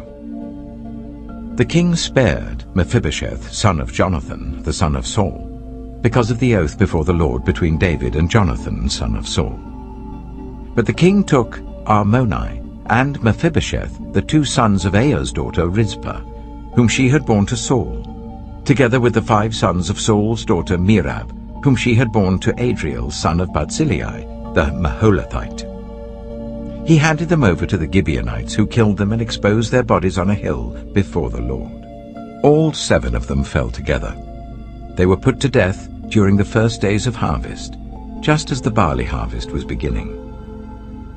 Rizpah, daughter of Aiah, took sackcloth and spread it out for herself on a rock. From the beginning of the harvest till the rain poured down from the heavens on the bodies, she did not let the birds touch them by day or the wild animals by night. When David was told what Aiah's daughter Rizpah, Saul's concubine, had done, he went and took the bones of Saul and his son Jonathan from the citizens of Jabesh-Gilead.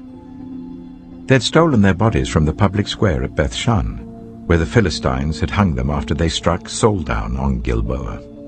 David brought the bones of Saul and his son Jonathan from there, and the bones of those who had been killed and exposed were gathered up. They buried the bones of Saul and his son Jonathan in the tomb of Saul's father Kish, at Zelah in Benjamin, and did everything the king commanded. After that, God answered prayer on behalf of the land. Once again, there was a battle between the Philistines and Israel. David went down with his men to fight against the Philistines, and he became exhausted.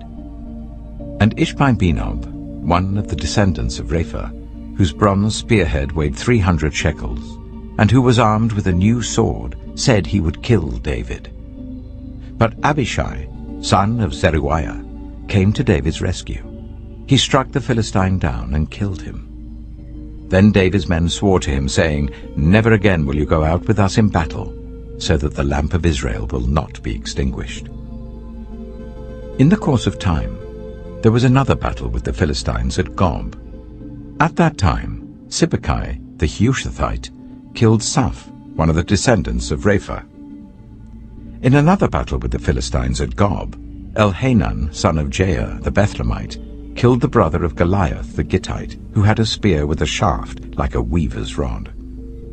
In still another battle which took place at Gath, there was a huge man with 6 fingers on each hand and 6 toes on each foot, 24 in all. He also was descended from Rapha. When he taunted Israel, Jonathan, son of Shimeah, David's brother, killed him. There were 4 descendants of Rapha in Gath, and they fell at the hands of David and his men. 2 Samuel chapter 22. David sang to the Lord the words of this song, when the Lord delivered him from the hand of all his enemies and from the hand of Saul. He said, "The Lord is my rock, my fortress and my deliverer. My God is my rock in whom I take refuge, my shield and the horn of my salvation. He is my stronghold, my refuge and my Saviour. From violent people you save me. I called to the Lord who is worthy of praise, and have been saved from my enemies. The waves of death swirled about me, the torrents of destruction overwhelmed me. The cords of the grave coiled around me, the snares of death confronted me. In my distress I called to the Lord. I called out to my God. From his temple he heard my voice. My cry came to his ears.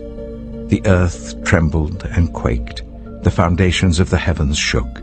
They trembled because he was angry. Smoke rose from his nostrils. Consuming fire came from his mouth. Burning coals blazed out of it. He parted the heavens and came down. Dark clouds were under his feet. He mounted the cherubim and flew. He soared on the wings of the wind. He made darkness his canopy around him, the dark rain clouds of the sky. Out of the brightness of his presence, bolts of lightning blazed forth.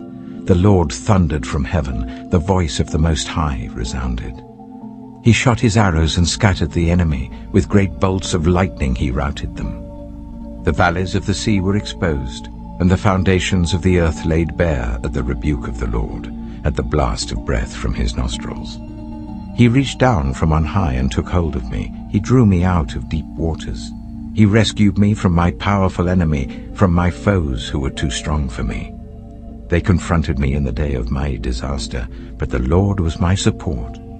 He brought me out into a spacious place. He rescued me because he delighted in me. The Lord has dealt with me according to my righteousness. According to the cleanness of my hands he has rewarded me. For I have kept the ways of the Lord. I am not guilty of turning from my God. All his laws are before me. I have not turned away from his decrees. I have been blameless before him and have kept myself from sin. The Lord has rewarded me according to my righteousness, according to my cleanness in his sight. To the faithful, you show yourself faithful. To the blameless, you show yourself blameless. To the pure, you show yourself pure. But to the devious, you show yourself shrewd. You save the humble, but your eyes are on the haughty to bring them low. You, Lord, are my lamp. The Lord turns my darkness into light. With your help I can advance against a troop. With my God I can scale a wall. As for God, his way is perfect. The Lord's word is flawless. He shields all who take refuge in him. For who is God besides the Lord? And who is the rock except our God? It is God who arms me with strength and keeps my way secure. He makes my feet like the feet of a deer. He causes me to stand on the heights. He trains my hands for battle. My arms can bend a bow of bronze. You make your saving help my shield. Your help has made me great. You provide a broad path for my feet, so that my ankles do not give way.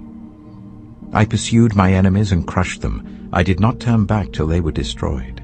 I crushed them completely, and they could not rise. They fell beneath my feet.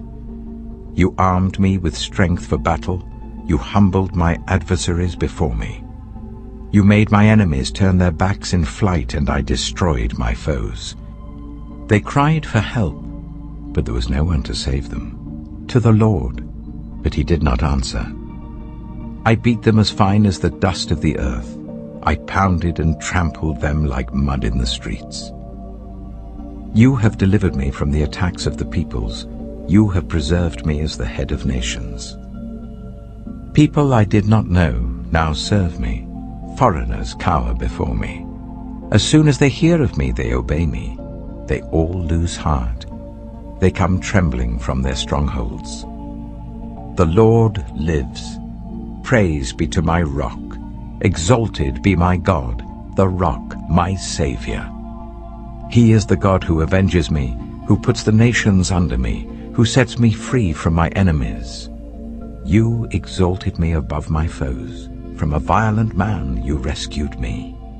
Therefore I will praise you, Lord, among the nations. I will sing the praises of your name. He gives his king great victories. He shows unfailing kindness to his anointed, to David and his descendants forever. 2 Samuel chapter 23. These are the last words of David. The inspired utterance of David, son of Jesse, the utterance of the man exalted by the Most High, the man anointed by the God of Jacob, the hero of Israel's songs. The Spirit of the Lord spoke through me. His word was on my tongue. The God of Israel spoke. The Rock of Israel said to me, when one rules over people in righteousness, when he rules in the fear of God, he is like the light of morning at sunrise on a cloudless morning, like the brightness after rain that brings grass from the earth. If my house were not right with God, surely he would not have made with me an everlasting covenant, arranged and secured in every part. Surely he would not bring to fruition my salvation and grant me my every desire. But evil men are all to be cast aside like thorns, which are not gathered with the hand. Whoever touches thorns uses a tool of iron or the shaft of a spear. They are burned up where they lie. These are the names of David's mighty warriors. Josheb-Bashebeth, a Tachimonite, was chief of the three. He raised his spear against 800 men whom he killed in one encounter. Next to him was Eleazar, son of Dodai the Ahohite. As one of the three mighty warriors, he was with David when they taunted the Philistines gathered at Pasdammim for battle. Then the Israelites retreated, but Eleazar stood his ground and struck down the Philistines till his hand grew tired and froze to the sword. The Lord brought about a great victory that day. The troops returned to Eleazar, but only to strip the dead.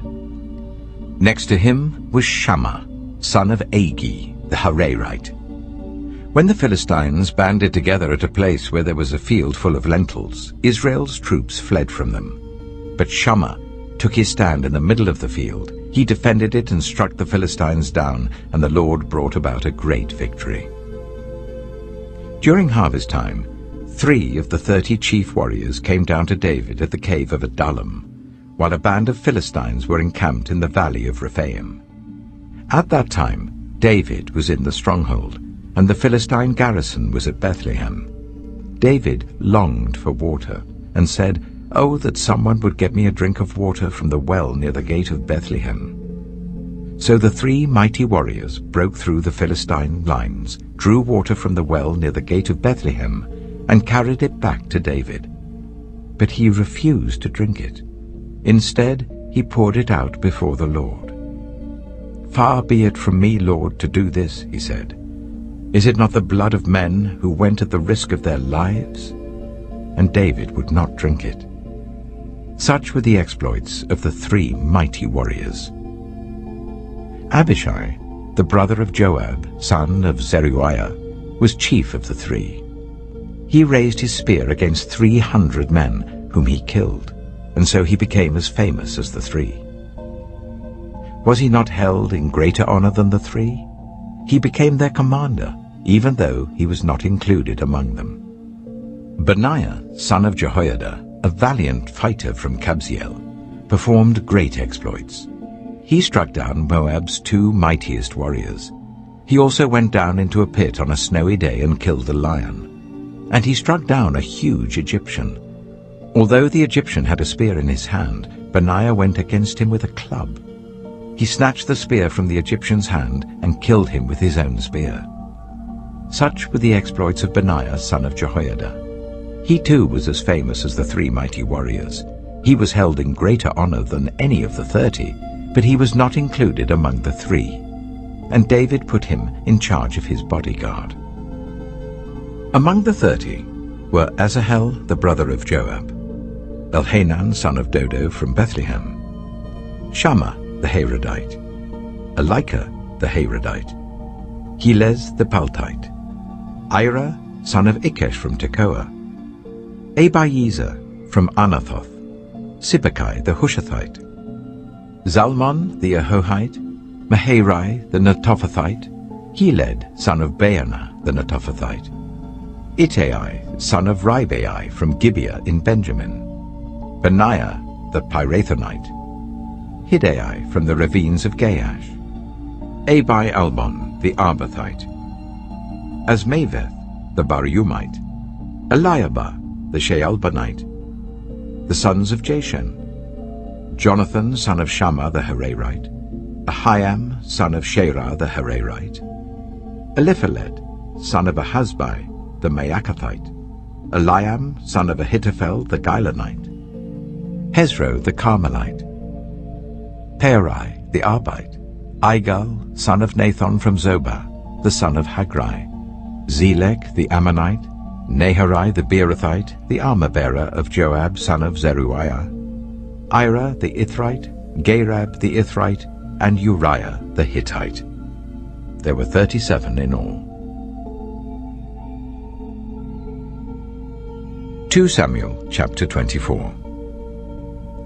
Again the anger of the Lord burned against Israel, and he incited David against them, saying, "Go and take a census of Israel and Judah." So the king said to Joab and the army commanders with him, "Go throughout the tribes of Israel from Dan to Beersheba, and enroll the fighting men, so that I may know how many there are." But Joab replied to the king, "May the Lord your God multiply the troops 100 times over, and may the eyes of my lord the king see it. But why does my lord the king want to do such a thing?" The king's word, however, overruled Joab and the army commanders. So they left the presence of the king to enroll the fighting men of Israel. After crossing the Jordan, they camped near Aroer, south of the town in the gorge, and then went through Gad and on to Jazer.